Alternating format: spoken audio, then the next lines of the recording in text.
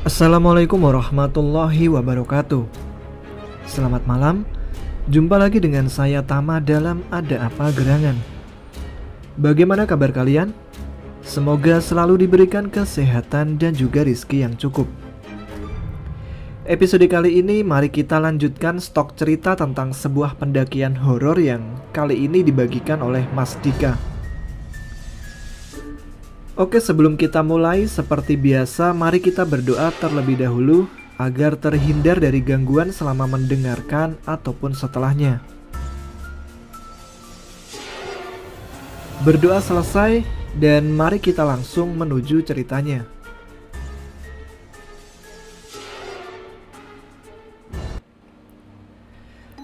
Pertama, saya ucapkan terima kasih untuk Mas Tama yang sudah mau membacakan ceritaku ini. Sebelumnya mohon maaf untuk identitas orang yang ada di dalam cerita ini akan saya samarkan, kecuali nama saya sendiri. Kisah ini adalah pengalaman saya di tahun 2015 yang lalu, sewaktu saya mendaki Solo untuk pertama kalinya ke Gunung Merbabu dan langsung disambut oleh mereka. Oke, pertama-tama perkenalkan, nama saya Dika. Saya seorang karyawan di salah satu perusahaan pertambangan yang ada di Kalimantan Selatan. Dan posisi saya sebagai deputi kepala bagian di Departemen Engineering yang meliputi bagian survei lokasi pertambangan, baik yang sudah dikerjakan ataupun yang masih dalam tahap perencanaan. Mengingat background pekerjaan saya, jadi masalah naik turun bukit ya sarapan saya sehari-hari. Maklum juga, saya bukan tipe orang yang terlalu suka di kantor. Saya memiliki anak buah yang bernama Doni. Dia adalah seorang perantau dari Kota Batu, Jawa Timur. Kebetulan dia mantan mapala sewaktu masih kuliah. Dia juga adalah orang yang sering bercerita ke saya tentang keindahan gunung-gunung yang ada di Pulau Jawa dan setia meracuni tentang kenikmatan saat mendaki yang tanpa saya sadari malah membuat saya penasaran untuk mencobanya. Walaupun selama ini selalu gagal karena masalah kesibukan pekerjaan saya. Kejadian ini terjadi di tahun 2015 pada bulan Juni, di mana pada saat saya masuk kerja seperti biasa dan saya menerima memo yang menyatakan bahwa saya harus dinas ke Jakarta selama 7 hari untuk menghadiri Rakernas atau Rapat Kerja Nasional. Kebetulan saat itu atasan saya sedang sakit dan dalam masa perawatan di Singapura, sehingga saya ditunjuk beliau untuk menggantikannya hadir di Rakernas tersebut. Jujur sih sebenarnya males banget, karena sudah pasti saya bakal merasa bosan di sana. Tapi ya mau gak mau saya tetap harus berangkat, karena ini masalah pekerjaan. Singkat ceritanya, saya sudah di Jakarta selama 5 hari dan sudah merasa bosan banget. Ketika saya akan kembali ke hotel, tiba-tiba notifikasi di HP saya berbunyi. Saya pun langsung mengeceknya. Dan ternyata isinya adalah email pemberitahuan bahwa jadwal cuti saya sudah tiba dalam 2 hari ke depan.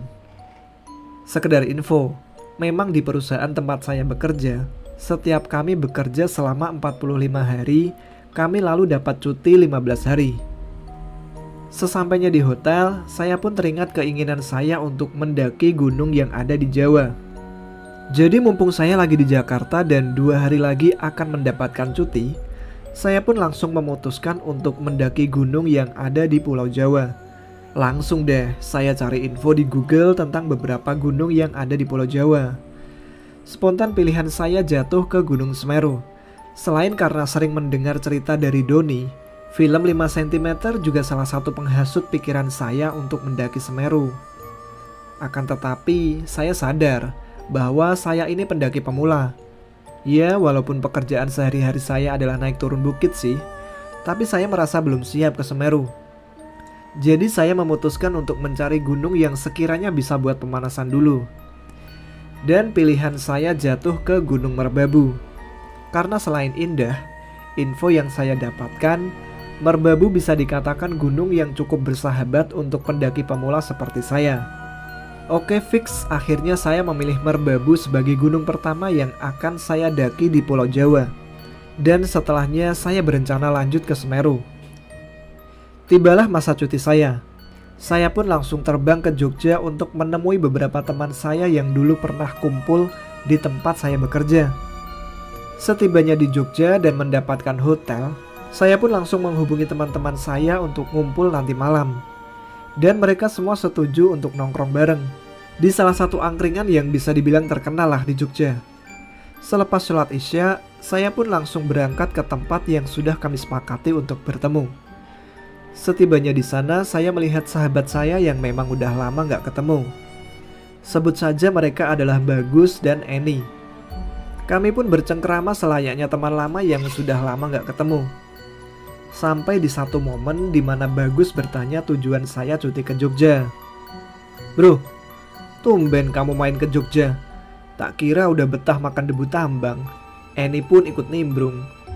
"Gak apa-apa Mas Bagus, lumayan ditraktir duit batu bara, jadi bisa makan sepuasnya kita." Aku pun cuma tertawa sambil geleng-geleng kepala. Dan aku langsung menjelaskan niatku yang sebenarnya datang ke Jogja. "Sebetulnya bro, aku nih mau ngajak kalian mendaki Gunung Merbabu. Bosen setiap cuti ngabisin waktunya gitu-gitu doang. Pengen dapat pengalaman baru sama suasana baru," ungkapku. Bagus pun langsung merespon. "Sampean apa nggak bosen sih bro? Tiap hari makan gunung, lihat hutan. Masa cutinya ke hutan lagi? Ntar malah jadi orang hutan loh." Pecahlah tawa Eni dan Bagus saat itu. Ya, wajar lah. Memang kami sering bercanda sewaktu masih sama-sama bekerja di pertambangan. Eni pun langsung menyambung. "Emang apa sih yang mau dicari di gunung? Coba cuti itu jalan-jalan ke Bali kek, Lombok, atau ke Pulau Komodo gitu.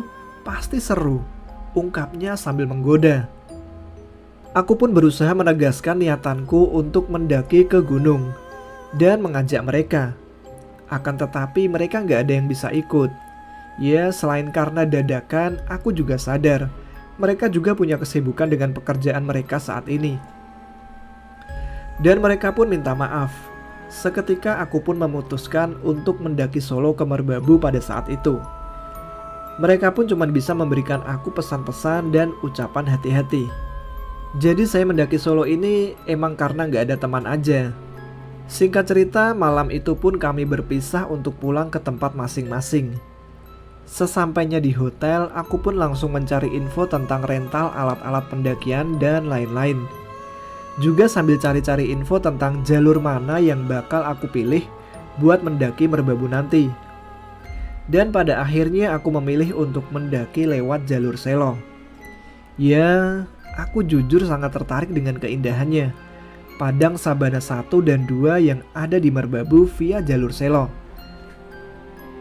Tiba waktunya aku berangkat dari Jogja menuju Basecamp Selo. Selama di perjalanan, aku sering-sering mencari info tentang keadaan Merbabu saat itu.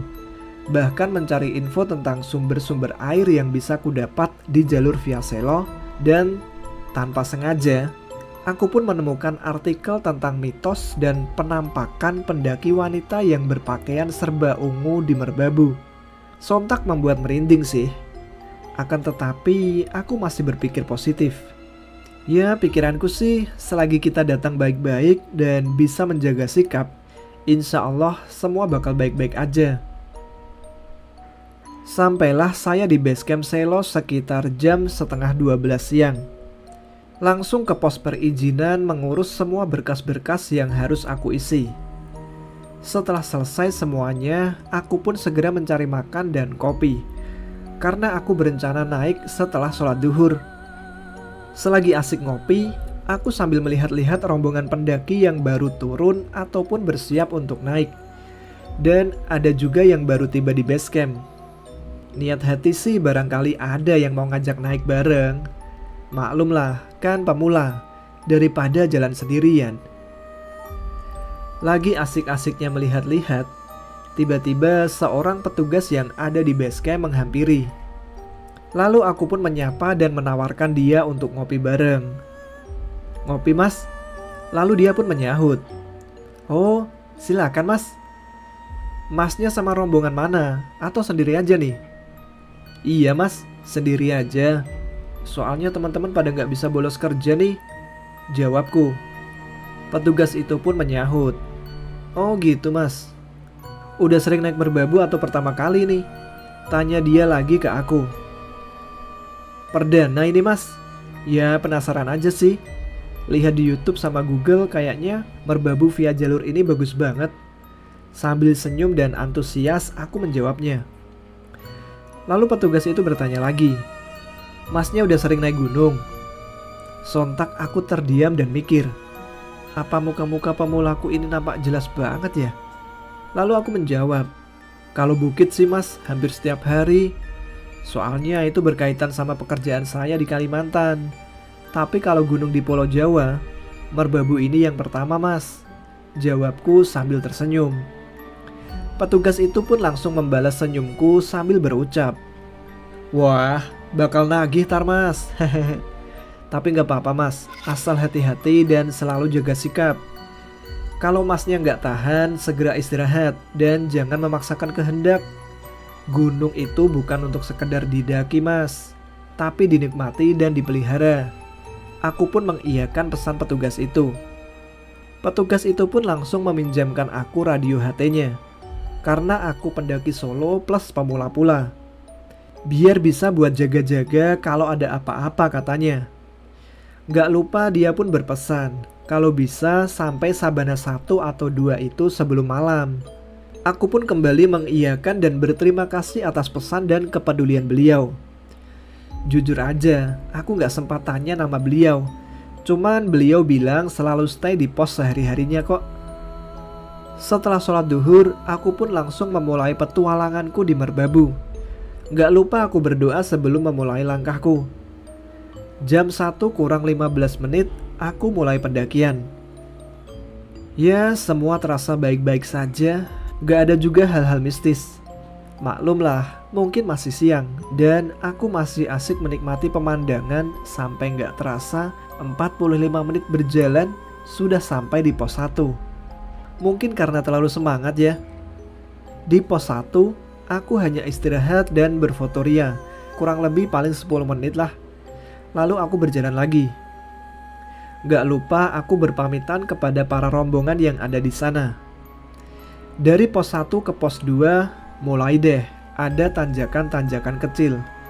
Tapi ya kulibas aja deh. Dan belum juga ada mistisnya. Aku sih enjoy aja. Gak kerasa sekitar 45 menit atau tepatnya jam setengah 3 sore, aku udah sampai di pos 2. Di sini mulai berasa capek, tapi sih masih aman. Aku pun sempat membandingkan pendakianku di Pulau Jawa dengan di Kalimantan. Ya bisa dibilang di Kalimantan lebih menguras tenaga, walaupun gunung atau bukitnya nggak terlalu tinggi. Beda halnya di Pulau Jawa, masih terasa santai saja. Mungkin karena kelembapan di Kalimantan yang begitu tinggi ya, sehingga cepat menguras energi. Bedanya di Pulau Jawa mungkin kita harus lebih cepat beradaptasi dengan suhu aja. Di pos 2 aku pun duduk sebentar di sana, sembari merokok dan minum. Ada lumayan banyak pendaki di situ. Sekedar menyapa dan basa-basi sekenanya. Sekitar 10 menit berlalu, aku lanjut jalan lagi. Perjalananku menuju pos 3. Mungkin dalam pikiranku aku gak mau sampai kemalaman di trek. Dan sebelum maghrib aku harus udah ada di tempat camp Sabana 1 atau 2. Dan dimulailah kejadian yang gak bakal bisa aku lupakan dalam hidupku. Sekitar 15 meter aku meninggalkan pos 2. Aku merasa seperti ada udara yang berbeda saat itu. Terasa mulai seperti dingin yang aneh. Aku gak tahu cara menjelaskannya, tapi rasanya beda aja. Ya memang sih, medan mulai sedikit terjal, dan aku pun merasa jalur terasa sepi banget pada saat itu. Beda pada saat aku dari base camp ke pos 1. Dan sekitar 20 menit berjalan, aku melihat ada 3 orang pendaki yang tampaknya saat itu sedang beristirahat. Aku pun yang juga mulai merasa lelah memutuskan untuk ikut beristirahat di jalur tersebut. Sesampainya di dekat mereka, Aku lalu menyapa dan meminta izin untuk ikut beristirahat. Mereka pun mengizinkan. Ketiga pendaki itu terdiri dari 2 orang perempuan dan 1 laki-laki. Dan sumpah, 2 wanita tersebut cantik banget. Terlihat dari mata sipit dan kulit putih plus pipi yang kemerah-merahan. Yang aku tahu itu efek kelelahan. Ya, benar saja. Mereka memang 3 orang pendaki keturunan Cina yang ramah banget padaku. Mereka bernama Lia, Vina, dan Roy. Di sela perbincangan, aku baru tahu bahwa keadaan mereka saat itu tidak baik-baik saja. Di mana Lia pada saat itu sedang mengalami kram di kaki kanannya. Makanya mereka beristirahat di jalur tersebut. Sempat terdengar olehku ada sedikit cekcok dalam tim mereka. Di mana saat itu Vina sama Roy tampak sedikit menyalahkan dan menyindir keadaan Lia. Aku pun sontak hanya diam karena kasihan dengan keadaan Lia yang selalu dipojokkan oleh Vina. Tapi ya gimana? Aku cuma bisa diam tanpa bisa ikut campur. Roy pun terlihat lebih condong membela si Vina. Gak tahu deh kenapa dalam hatiku cuma teringat kata-kata yang sering aku baca di tautan-tautan pendakian. Bahwa kalau kamu mau tahu seperti apa sikap asli temanmu, maka ajaklah mereka mendaki. Mungkin ada benarnya ya. Di tengah cekcok Lia dan Vina yang terus mulai memanas, aku pun mulai menengahi. Ya gimana lagi? Vina dan Roy terkesan ingin melanjutkan perjalanan, tapi keadaan Lia saat itu belum memungkinkan. Aku lalu mencoba memberikan saran agar Vina dan Roy untuk melanjutkan perjalanan dengan pertimbangan kalau Lia nggak bisa melanjutkan perjalanan, nanti aku yang bakal bawa dia turun. Dan kalau Lia sudah bisa berjalan, maka kita akan menyusul mereka. Ya walaupun ambisiku adalah mendaki sampai ke puncak, tapi kadang ego juga harus dikalahkan dengan keadaan ya. Sontak Vina sama Roy langsung setuju, dengan alasan mereka akan mencari tempat camp yang bagus di Sabana 2. Aku pun langsung mengiyakan, dan begitu pula Lia. Gak lama mereka pun berjalan lagi. Ada rasa muak juga sih melihat situasi seperti itu, di mana rasa persahabatan bisa hilang gara-gara hal begini. Akan tetapi aku cuma diam aja menahan dalam dada. Setelah beberapa saat, aku masih merasakan hawa dingin yang aneh masih hinggap di badanku, walau aku berusaha acuh. Gak banyak pembicaraanku dengan Lia saat itu. Sampai sekitar 15 menit, Lia pun mulai membaik. Sontak aku pun memberinya 2 pilihan, untuk lanjut atau turun. Lia terdiam sesaat. Setelah itu dia berkata, "Kita lanjut aja mas. Aku mau buktikan aku bisa dan gak lemah ke mereka." Aku pun cuma diam dan mengiyakan dengan isyarat kepala. Lalu kami pun melanjutkan perjalanan. Aku inisiatif membawakan tas Lia. Ya gak mungkinlah aku tega melihat dia membawa tas dalam keadaan seperti ini. Jujur di perjalanan menuju pos 3 ini, perasaanku sangat tidak enak. Sampai aku tidak bisa menikmati indahnya perjalanan itu. Pikiranku terus-menerus teringat tentang kisah pendaki wanita berbaju ungu yang katanya sering menampakkan diri itu. Aku pun cuma terdiam, berjalan di belakang Lia sambil terkadang memperhatikan kakinya. Apakah menyentuh tanah atau tidak? Di tengah hawa udara yang begitu tidak enak yang aku rasakan sedari tadi, ditambah pikiranku yang mulai tak karuan, sontak logikaku pun memberi jawaban yang sedikit membuat hati tenang. Hantu berbaju ungu pasti kostumnya pun ungu kan? Sedangkan Lia jelas banget warna bajunya coklat. Aku pun mulai tertawa kecil di dalam hati. Gak lama berselang kami sampai di pos 3. Di sana kami gak melihat si Vina sama Roy. Pikirku mungkin mereka lanjut berjalan karena mungkin udah lama beristirahat di jalur tadi. Lia pun meminta waktu untuk beristirahat sebentar dan aku pun mengiyakan. Karena waktu juga sudah mulai masuk waktu sholat asar. Aku segera menunaikan ibadah sholatku. Setelah sholat, aku menghampiri Lia yang sedari tadi cuma menatapku sambil memegang kakinya yang mungkin masih terasa sakit. Aku coba membuka obrolan dengan Lia. Gimana mbak? Masih sakit? Tanyaku ke dia. Lia lalu menjawab, gak apa-apa kok mas, cuman berasa sedikit sakit aja, tapi masih bisa lanjut kok, sambil tersenyum manis. Saat sedang beristirahat, ada 4 orang pendaki yang saat itu juga singgah di pos 3 untuk beristirahat. Mereka dalam perjalanan turun. Aku lalu menyapa mereka sambil bertanya, apakah pos 4 masih jauh dan berapa lama estimasi waktunya? Mereka menjawab, gak lama kok dek, sekitar 45 menit. Udah gak jauh lagi, walau medannya lumayan sulit. 4 orang pendaki ini terlihat seperti orang yang sudah berpengalaman sekali dalam hal pendakian. Dengan sopan santun dan keramahan mereka, terlihat kewibawaan seorang pendaki senior dari mereka. Gak lama salah satu dari mereka bertanya kepadaku, pacarnya kenapa mas? Sakit ya? Aku lalu tersenyum dan berkata, Oh, maaf om, kita cuma temenan, kebetulan baru bertemu tadi. Iya nih, kakinya lagi kram kayaknya om, jawabku. Pendaki senior tadi pun mengecek keadaan Lia dan berkata, Oh, ini gak apa-apa, cuman kecapean aja. Dengan mimik wajah seakan-akan ada yang dirahasiakan. Walau begitu, aku gak berkomentar apa-apa.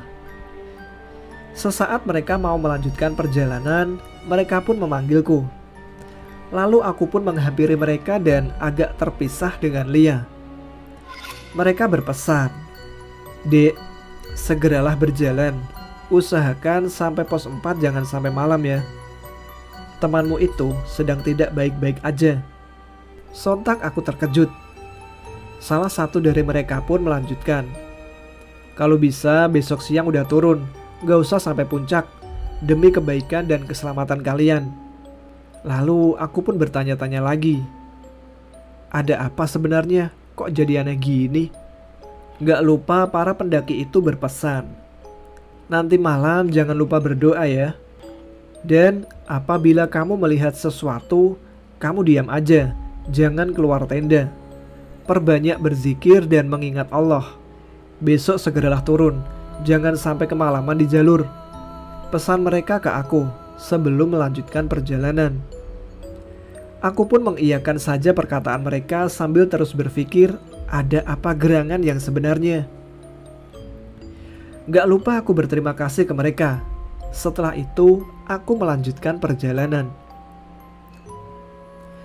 Karena waktu sudah jam 4 sore dan aku pun gak mau termakan kegelapan di jalur, Lia pun setuju dan kami berjalan menuju pos 4 dan pos 5, di mana rencananya aku bakal buat camp di sana. Setelah tertatih-tatih, akhirnya singkat cerita kami sampai di pos 5 setelah kurang lebih 1,5 jam perjalanan. Sesampainya di sana, aku pun langsung tersenyum lebar melihat keindahan alam di Merbabu saat itu. Begitu juga Lia, tampak wajah murung dan kesalnya mulai menghilang karena terbius oleh keindahan alam tersebut. Sejenak aku melepaskan lelahku dengan memandang pemandangan yang jujur saja, boleh kukatakan itu hal pertama yang kudapatkan di hidupku. Lia lalu menghampiriku dengan senyum terbaiknya pada waktu itu. Dia lalu berkata, makasih ya mas. Sumpah, berasa komplit banget deh rasanya momen waktu itu. Pemandangan yang indah ditambah dapat senyum manis. Gak lama berselang, aku langsung mencari spot untuk mendirikan tenda di sana. Terlihat udah banyak tenda para pendaki dan aku juga gak menemukan Vina sama Roy. Aku lalu mendirikan tenda sekitar 25 meter dari beberapa tenda pendaki lain. Pikirku, mereka pasti bakal ribut nanti malam. Jadi aku putuskan untuk agak menyendiri aja gitu, biar lebih tenang sih. Setelah tenda berdiri, Lia pun tiba-tiba datang kembali kepadaku dan berkata, Mas, aku kok gak lihat Vina sama si Roy ya? Soalnya banyak banget tenda di sini. Aku gak bawa tenda juga mas, tendaku sama si Roy. Jadi boleh gak aku ikut ngecamp sama mas? Mas tenang aja, aku ada kok bawa logistik, jadi gak akan ngurangi logistik mas. ungkapnya yang mulai murung dan bingung. Lalu aku menjawab, "Silahkan mbak, tapi ala kadarnya ya, soalnya tendaku nggak bagus-bagus amat. Maklumlah, tenda sewaan." Lia pun terlihat tersenyum kembali. Aku pun mempersilahkan Lia untuk masuk dan membersihkan badan, juga ganti baju. Sementara aku lagi sibuk untuk membuat parit kecil, untuk persiapan takutnya kalau tiba-tiba malam nanti hujan.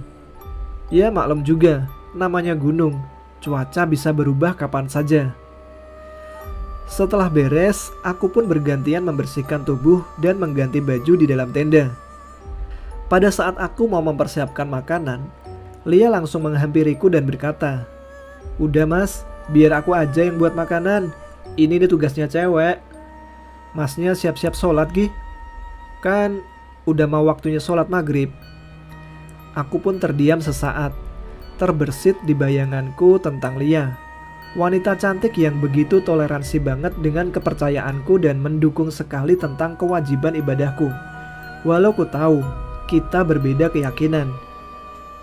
Setelahnya aku usai sholat, aku pun menghampiri Lia yang sedang sibuk memasak di depan pintu tenda. Lia lalu menyapaku, "Hei mas, gimana? Udah selesai sholatnya?" "Tuh, udah aku buatin kopi mas. Diminum seadanya ya mas. Ini makanannya lagi on progress. Maaf ya kalau tar keasinan." Aku lalu menyahut dengan nada sedikit gombalan. "Kalau kamu yang buat mah rasa asin jadi manis. Soalnya kebawa tuh dari senyummu yang manis." Hehehe, receh banget ya mbak. Setelah masakan matang, kami pun langsung makan di depan pintu tenda yang ditemani ribuan bintang malam itu. Sekitar pukul 8 malam setelah melaksanakan sholat isya, aku pun duduk sebentar di depan sambil menikmati rokok dan kopi yang baru dibuatkan oleh Lia. Lia lalu pamit untuk masuk ke tenda duluan, karena memang dia kecapean banget katanya. Setelah beberapa saat, aku pun memutuskan masuk ke tenda dan melihat Lia belum tidur dan masih memegangi kaki kanannya yang katanya masih sakit. Aku pun berinisiatif untuk mengambil minyak yang kubawa untuk mengurut dan menghangatkan badan. Saat itu pula aku meminta izin untuk memijit kakinya yang sedang sakit. Lia pun mengizinkannya dan gak terasa Lia mulai tertidur. Karena Lia cuma membawa selimut, aku pun meminjamkan sleeping bedku ke dia, dan aku yang menggunakan selimut dia. Selang beberapa saat, aku mulai menutup pintu tenda karena suasana mulai hening dan teror pun dimulai. Tepat pukul 8:30 malam, aku pun mulai untuk bersiap tidur. Akan tetapi, aku keluar tenda sebentar untuk mengecek keadaan sekitar sebelum aku tidur. Terlihat tenda-tenda dari rombongan lain pun sudah mulai banyak yang mematikan lampunya. Kumpulan orang-orang dan teriakan dari candaan mereka pun mulai menghilang, ditelan oleh kabut malam yang mulai turun, dan tak terasa rintik gerimis pun juga ikut turun, yang membuat suasana indah malam itu berubah menjadi malam yang begitu terasa berbeda dan aneh bagiku. Aku pun segera membereskan perlengkapan kami yang berada di luar tenda, karena takut akan terjadi badai. Setelah semuanya beres, bergegas aku membuka resleting tenda, agar bisa segera masuk ke dalam tenda. Kulihat Lia sudah tertidur nyenyak di dalam tenda. Saat aku mulai mencari posisi untuk merebahkan badan, aku mendengar sayup-sayup suara orang bernyanyi pelan. Seakan-akan aku pernah mendengar nyanyian tersebut. Tak lama berselang, aku juga mendengar suara gamelan Jawa.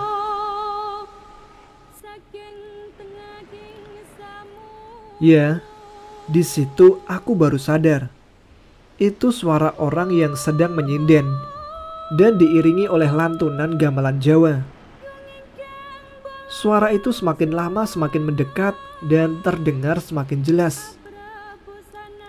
Jujur aku merasa sedikit panik dan takut saat suara sinden dan gamelan itu terdengar melintas di depan tenda kami. Aku melihat dari arah dalam tenda, seakan-akan ada rombongan orang yang melintas di depan tenda kami. Rasa penasaran pun muncul di dalam hati ini. Dengan sedikit gugup dan lebih banyak takutnya, aku mencoba membuka sedikit pintu tendaku, membuat celah untuk mengintip. Sontak, aku terdiam. Dalam pandangan mataku, aku melihat ada rombongan penyinden sedang berjalan melintas di depan tendaku, diiringi beberapa sosok yang berjalan pelan di belakang mereka. Sosok wanita itu berwajah pucat, berbusana putih, dan yang paling membuat aku heran, ada juga sosok wanita berwajah hancur yang bergaun merah, ikut diarak-arakan rombongan itu. Ada juga beberapa sosok pocong yang berada di sana. Sontak aku cuma bisa terdiam tanpa bisa bergerak sedikit pun. Lama-kelamaan, rombongan itu pun melewati tenda kami. Dan bersamaan itu, suara gamelan dan lantunan sinden Jawa menghilang di telan kabut. Suasana yang hening ditambah kabut dan gerimis menambah kengerian di malam itu. Aku pun hanya terdiam dan berusaha membaringkan badanku. Sumpah, itu pengalaman pertamaku melihat makhluk yang begitu nyata dan menyeramkan, lewat dekat denganku yang kurang lebih hanya berjarak 10 meter di depan pintu tendaku. Setelah berusaha menarik nafas dan menenangkan diri, aku pun mulai bertanya-tanya, apa yang terjadi? Dan kenapa bisa begini? Di tengah banyaknya pertanyaan yang hinggap di kepalaku, aku pun penasaran untuk melihat kemana perginya rombongan tadi. Aku pun mencoba mengintip lagi lewat celah yang ada di jendela tendaku. Dan betapa terkejutnya, aku melihat ternyata rombongan dedemit tadi sudah berkumpul di tenda-tenda pendaki yang ada di sekitar kami. Ada yang duduk di atas tenda mereka, ada yang berjalan mengelilingi salah satu tenda, ada juga yang coba untuk menggesekkan tangannya ke arah tenda. Melihat kejadian itu, aku pun kembali kaget dan terdiam. Kaki yang tadi sudah mulai normal, kini mulai kaku lagi. Mulut yang mau berteriak seakan-akan terkunci. Aku pun berusaha sebisa mungkin menyingkir dari celah yang ada di jendela itu. Belum selesai di situ, pikiranku yang sudah kacau ini pun kembali mengeluarkan logika yang saat itu kuharap tidak ada. Logikaku berkata, kalau di tenda orang lain ada setan-setan seperti itu, apa jangan-jangan? Iya, kami ada. Sumpah mendengar suara itu, aku pun merasa badan ini terasa lemas. Di tengah pikiran yang kacau, aku mencoba meraih selimutku. Tapi apa daya, tangan ini terasa lemas, seakan-akan tenaga ini terkuras habis. Dalam keadaan begitu, aku cuma bisa berdoa dalam hati. Semua doa yang ada dalam ingatan pun aku baca. Sampai doa ibu bapak, doa buka puasa pun tak luput aku baca. Gak lama, aku merasa ada orang yang berlari-lari mengelilingi tendaku. Bukannya aku gak mau ngecek ya, tapi jujur, tenaga udah habis. Suara tertawa yang masih sesekali muncul membuat hati ini ciut. Apalagi mengingat wajah-wajah mereka yang baru saja aku lihat saat mereka lewat tadi. Ampun deh. Sesaat kemudian terdengar suara yang berkata, "Darah, darah segar." Suara itu pun begitu mengerikan.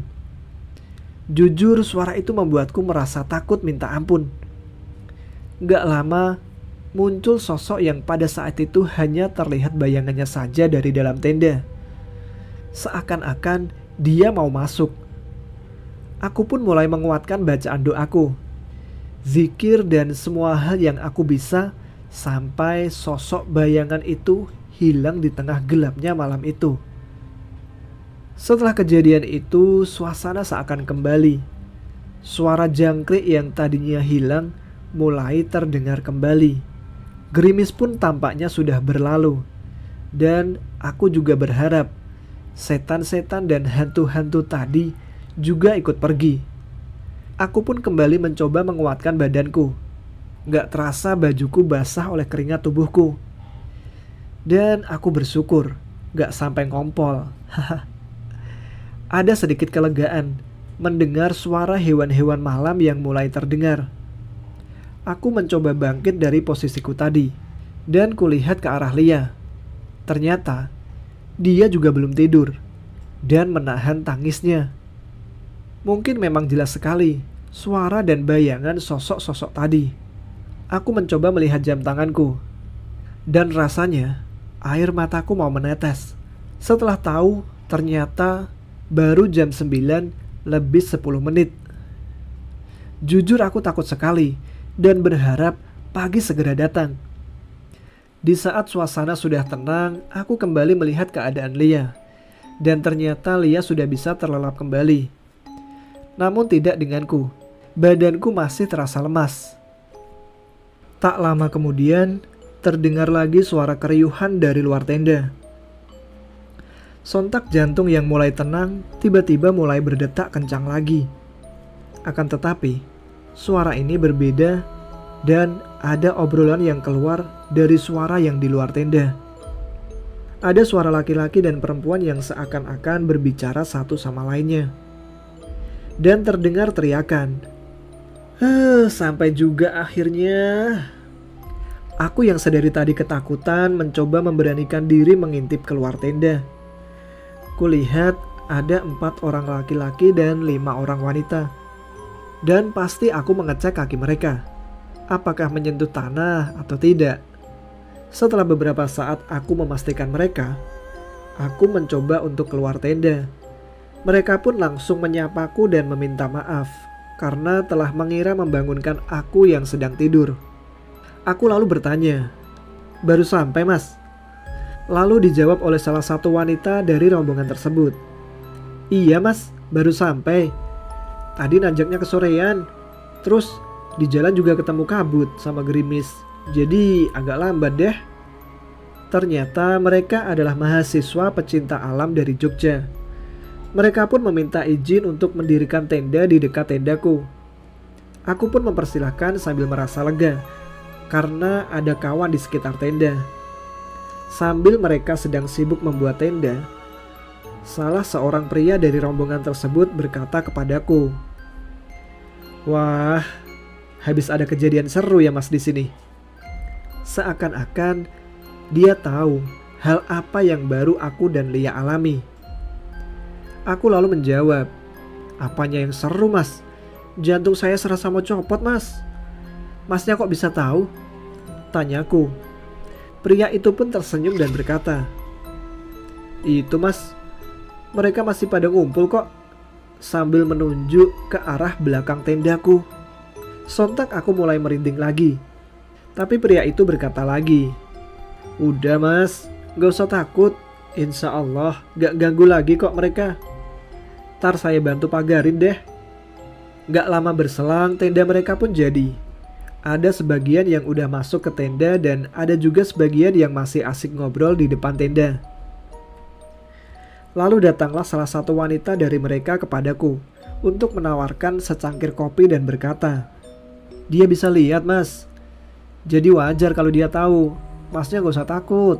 Insya Allah aman kok." Aku pun merasa sedikit lega. Ya, dan berharap pagi cepat kembali. Beberapa saat kemudian, setelah ngobrol dengan beberapa orang pendaki, aku pun mulai mengantuk dan berpamitan masuk ke tendaku. Lalu, gak lama aku pun mulai tertidur.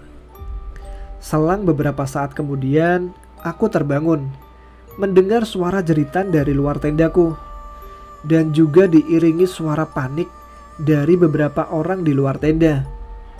Aku lalu bergegas keluar tenda menuju sumber suara yang ternyata rombongan yang baru datang semalam Salah satu wanitanya ada yang sedang kesurupan. Aku pun melihat beberapa teman-temannya sedang berusaha menenangkan wanita yang kesurupan tadi. Pria yang tadi sempat menyapaku tentang kejadian yang aku alami terlihat sibuk menyadarkan si wanita yang sedang kesurupan itu. Aku lalu bergegas mendatangi mereka dan ingin tahu apa yang terjadi, dan ku dengar wanita itu berucap, "Darah, darah, darah segar. Aku mau anak itu." sambil menunjuk Lia yang ternyata juga udah terbangun dan sudah ada di belakangku. Sontak Lia pun langsung ketakutan dan memelukku. Aku pun bertanya-tanya, ada apa sebenarnya dengan Lia? Kenapa sih para penunggu gaib di sini seakan-akan suka sama Lia? Gak lama, pria tersebut bisa mengeluarkan sosok yang ada di tubuh teman wanitanya. Dan suasana pun kembali kondusif. Waktu tak terasa sudah menunjukkan jam 2 pagi, di mana banyak rombongan pendaki yang mulai melanjutkan perjalanan berburu sunrise. Namun tidak denganku. Ya, aku masih ingat perkataan 4 orang pendaki senior semalam yang berpesan kepadaku untuk tidak melanjutkan perjalanan ke puncak dan menyarankan lebih baik untuk turun kembali. Lagian memang badanku terasa lelah sekali. Ditambah berbagai hal aneh yang terjadi malam ini. Pagi pun datang, aku pun dibangunkan oleh Lia jam 5:30. Lia mengingatkanku untuk segera menjalankan ibadah sholat subuh. "Mas, ayo bangun, udah pagi, lewat loh sholatnya." Aku pun langsung bangun dan menunaikan ibadahku. Setelah itu, aku langsung keluar dari tenda dan dihadapkan pemandangan yang indah sekali. Pagi yang indah bersama dengan secangkir kopi manis buatan Lia membuat tenaga yang semalam terasa terkuras perlahan terisi kembali. Gak terasa setelah menikmati pemandangan alam ini dan sesekali mengambil foto momen indah di Merbabu, aku pun tersadar bahwa waktu sudah jam 7 pagi. Aku segera kembali ke tenda bersama Lia. Lia pun langsung bergegas memasak sarapan pagi untuk kami. Gak lama berselang, kelompok pendaki yang ada di depan kami pun mulai terbangun. Aku pun menyapa mereka. "Pagi semua, pada gak muncak nih?" kataku ke mereka. Lalu mereka pun menjawab, "Gah mas, kita mah pada molor semua. Ya ritual wajib di gunung. Kalau pagi tuh hal yang fana buat kami semua," ujar si wanita yang membuatkan aku kopi semalam. Setelah itu aku pun makan bersama Lia, dan sempat ku ajak Lia langsung turun pada siang itu. Lia langsung setuju atas saranku. Setelah selesai sarapan, sambil menunggu Lia yang sedang berberes, aku mendatangi pria yang semalam sibuk mengobati temannya yang sedang kesurupan. Jujur aku masih penasaran dengan apa yang terjadi semalam. Lalu pria itu menjelaskan bahwa temannya yang kesurupan semalam ternyata sedang datang bulan. Dan soal Lia, dia nggak tahu kenapa makhluk gaib yang ada di sana begitu bergairah untuk mendapatkan dia. Pria tersebut pun tak tahu alasan pastinya. Dia hanya mengira mungkin Lia ada membawa benda terlarang atau jimat ke gunung ini. Dan dia juga menyarankan untuk segera turun dan jangan sampai berjumpa malam di perjalanan, karena bisa berakibat fatal. Ternyata isi pesan tersebut sama dengan pesan dari pendaki kemarin. Setelah itu aku pun segera berkemas dan segera bersiap untuk turun. Sepanjang jalan turun, kami pun banyak bercerita tentang satu sama lain, di mana baru aku tahu bahwa Lia adalah etnis keturunan Cina yang menetap di kota Malang, sedangkan Vina sama Roy adalah teman Lia kuliah di luar negeri. Saat ini mereka baru saja merayakan kelulusan mereka. Awalnya mereka berencana mendaki dengan 7 orang teman yang lain. Akan tetapi 7 orang tersebut membatalkan pendakian dengan berbagai macam alasan. Dan di situ juga aku baru tahu kalau sebenarnya Vina dan Roy adalah pasangan bucin yang lagi kasmaran. Jadi Vina sama Roy merasa saat itu Lia hanya mengganggu momen mereka. Jam 2 siang kami pun sampai di base camp tanpa ada gangguan mistis yang lainnya. Sesampainya aku di base camp, aku dan Lia pun segera membereskan surat menyurat kami di pos perizinan dan melapor bahwa kami telah turun dengan selamat. Setelah itu aku bergegas mencari bapak petugas kemarin yang meminjamkan radio HT-nya kepadaku. Setelah beberapa saat mencari, aku bertemu lagi dengan bapak tersebut di warung kopi tempat aku kemarin berjumpa dengan beliau. Beliau pun menyapaku dan berkata, "Gimana mas pendakian semalam? Sukses kan?" "Pasti nagih Tar. Pengen ke Merbabu lagi," kata beliau. "Alhamdulillah pak, sukses. Walau gak sampai puncak sih. Kalau masalah nagihnya sih ya nagih pak dengan keindahan alamnya. Tapi kalau ingat mistisnya pak, mesti mikir-mikir lagi kayaknya." Si bapak pun berkata lagi, "Mas, mendaki itu bukan puncaknya yang dituju, tapi nilai dan prosesnya yang harus kita ambil pembelajarannya. Pasti ada sesuatu yang baru bakal kamu dapatkan dan terbukti kan? Kemarin naik sendiri, sekarang turun, udah dapat pasangan." Sambil si bapak melirik ke arah Lia. "Kalau masalah mistis mah di semua gunung pasti ada mas. Tergantung kitanya aja. Ya tapi alhamdulillah kalian selamat gak kenapa-napa kan? Ya udah, tunggu di sini. Bapak ada yang mau diambil dulu," ujar si bapak. Dan ternyata bapak itu membawakan air yang sudah didoakan untuk kami minum. Kata beliau, masih ada beberapa makhluk gaib yang penasaran dengan kami dan takutnya malah ketempelan. Kami pun meminum air tersebut dan berterima kasih kepada beliau. Lalu aku dan Lia duduk di warung tersebut sambil memesan makanan. Selagi makan, aku pun bertanya ke Lia, apakah dia mau menunggu Vina sama Roy atau langsung pulang menuju ke Malang. Di saat itu, Lia kembali murung dan terlihat sedih. Lia pun berujar bahwa dia masih marah dengan sikap kedua temannya itu. Dan Lia juga bingung bagaimana caranya dia pulang ke Malang. Karena sewaktu berangkat, dia ikut dengan mobilnya Roy. Lalu aku pun menjelaskan bahwa setelah dari Merbabu, aku punya rencana untuk mendaki ke Semeru. Kalau Lia mau, aku bersedia mengantarkannya ke Malang. Tapi dia harus ke Jogja dulu bersamaku. Karena aku kan juga harus mengembalikan peralatan mendaki gunung yang aku sewa di Jogja. Dan menghabiskan beberapa hari di Jogja untuk beristirahat. Ternyata Lia pun setuju dan mau ikut denganku karena dia juga masih dalam masa liburan. Dan akhirnya kami menutup petualangan kami di Merbabu yang campur aduk dengan berbagai hal yang luar biasa. Perjalanan singkat tapi penuh makna. Oh iya, nanti langsung saya lanjutin ke kisah pendakian saya di Semeru ya. Insya Allah saya akan menceritakan kisah mistis saya di Semeru, di mana saya mendapatkan jawaban kenapa makhluk gaib begitu suka dengan Lia. Ya, semua itu terungkap di Semeru nanti. Maaf jika mungkin cerita kepanjangan. Saya cuma berusaha kembali ke saat itu dan mengingat semua hal yang terjadi di Merbabu. Mohon maaf kalau ada salah kata. Dan semoga cerita ini bisa jadi pembelajaran kepada kita semua. Sekian dan terima kasih.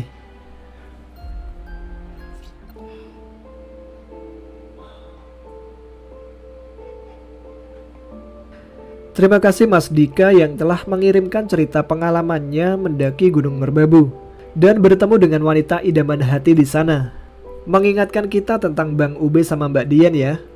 Tapi mungkin ada banyak dari teman-teman yang bertemu jodoh ketika mendaki gunung ataupun memiliki pasangan yang sehobi, yaitu mendaki gunung. Ayo, jangan ragu untuk menuliskannya di komentar ya. Bagi teman-teman yang ingin membagikan pengalaman horornya, entah itu pendakian gunung atau di pabrik atau di desanya, cerita pesugihan, cerita santet, dan lain-lain, pokoknya cerita mistis yang terjadi dimanapun itu, silahkan dikirimkan ke email yang saya cantumkan di deskripsi. Terima kasih yang telah menyimak episode kali ini. dan yang telah memberikan support juga doanya. Salam untuk Mas Syam Aziz, Mas Aheng, dan Mbak Yuan Ayu yang menjadi komentar pertama di episode sebelumnya. Bagi yang tidak ingin ketinggalan episode selanjutnya, silahkan subscribe dan aktifkan notifikasinya ya. Oke, sampai di sini dulu episode kali ini. Jumpa lagi dengan saya Tama di lain kesempatan. Tetap semangat, jaga kesehatan. Selamat malam. Assalamualaikum warahmatullahi wabarakatuh.